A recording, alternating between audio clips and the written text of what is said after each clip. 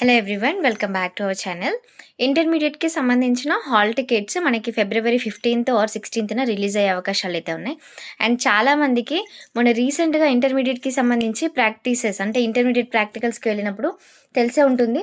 Mall practices జరగకుండా కంపల్సరీగా CC కెమెరాలలో record అయితే అవుతుంది. అండ్ ప్రతి ఎగ్జామినేషన్ సెంటర్ ఏదైతే ఉందో దాంట్లో సీసీ కెమెరా అయితే ఉంటుంది అనేసి చెప్పారు. అండ్ ఇది పెట్టారు గూడా.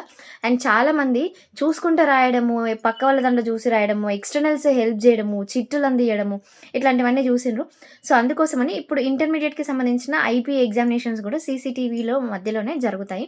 And almost 200 plus screens and వెళ్ళిన ప్రతి సెంటర్‌కి గూడా సీసీ కెమెరాలు అండ్ వాటన్నింటిని ఆర్టిఫిషియల్ ఇంటెలిజెన్స్ యూజ్ జేసేసి స్టూడెంట్స్ ఎవరైనా చిట్టీలు తీసుకెళ్తున్నారా లేదా, ఏదైనా బీప్ సౌండ్ రావడము, వాళ్ళని డిటెక్ట్ జేయడము అండ్ అట్లాంటివి తెలుసుకొని మాల్ ప్రాక్టీసెస్ గురి అవ్వకుండా చూడడము, వాళ్ళని డిబార్ చేసే అవకాశాలు కూడా ఎక్కువ ఉన్నాయి. సో, మీరు చేయాల్సిందల్లా మీరు ఎగ్జామినేషన్ హాల్‌కి వెళ్ళినప్పుడు ఫస్ట్ చుట్టుపక్కల చూసుకోండి.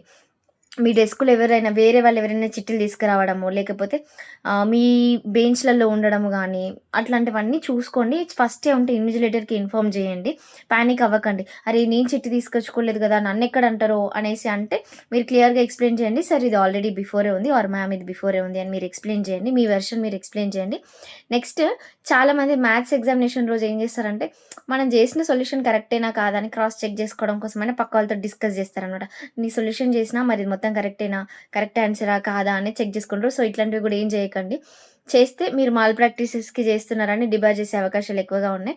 సో, అందుకోసమని చాలా చాలా కేర్‌ఫుల్‌గా మీరు ఎగ్జామినేషన్ హాల్‌కి వెళ్ళి అండ్ పానిక్ ఏం అవ్వకుండా ఏదైనా ఉన్నా గూడా ఇన్విజిలేటర్ తోటి ఇన్ఫార్మ్ చేసేటట్టుగా ముందుగాలే అండ్ ఇంకొకటి ఎవరైనా చిట్టీలు తీసుకెళ్ళే ప్రయత్నం చేస్తే చిట్టీలు అస్సలు తీసుకొని వెళ్ళకండి.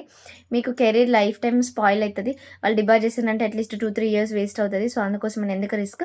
అందుకోసమని తీసుకొని వెళ్ళకండి. మీకేదైతే వచ్చో అది రాసి రండి. మంచిగా ప్రిపేర్ అవ్వండి. All the best. Thank you.